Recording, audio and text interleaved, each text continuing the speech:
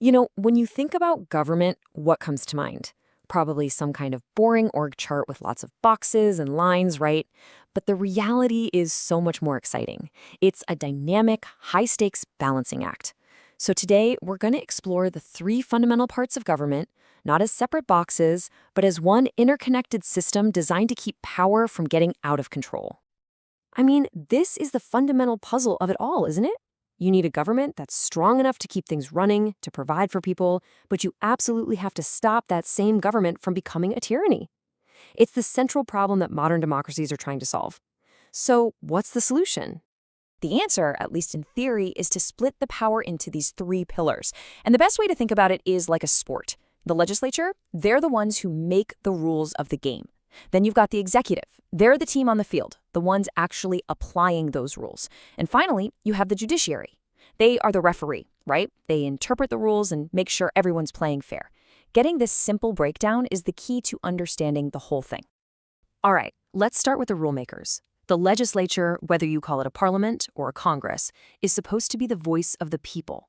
This is the big stage where debates happen and where public will is supposed to be turned into actual law. Now, these legislatures typically come in two main flavors. You've got your unicameral system, which is just one single house. It's fast, it's efficient.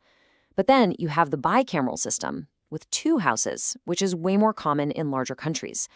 That second chamber adds another layer of review, an extra brake on power, even if it does slow everything down. It's that classic trade-off. Do you want speed or do you want safety? But here's where the tension really kicks in. The legislature is supposed to be the main rulemaker, but lately its power has been seriously challenged. This quote from Ramsey Moore just nails it.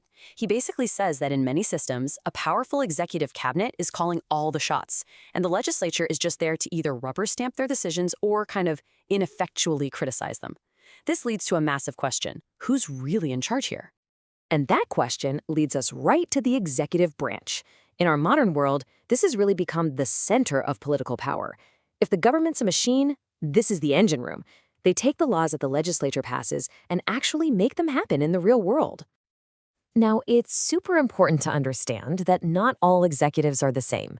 You have what's called the nominal executive. This is a symbolic figurehead like a king or queen in a constitutional monarchy.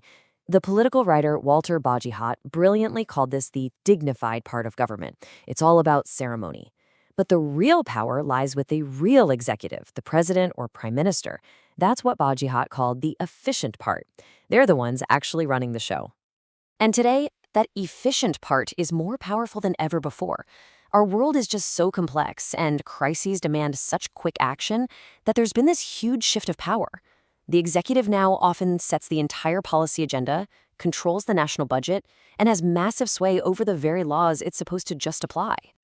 Okay, so if the legislature is losing power and the executive is gaining it like crazy, who stops the whole system from just tipping over? Well, that brings us to our third pillar, the judiciary, the rule referees. Their entire job is to make sure everyone, and I mean everyone, is playing by the ultimate rulebook, the Constitution. And the judiciary has a superpower. It's called judicial review.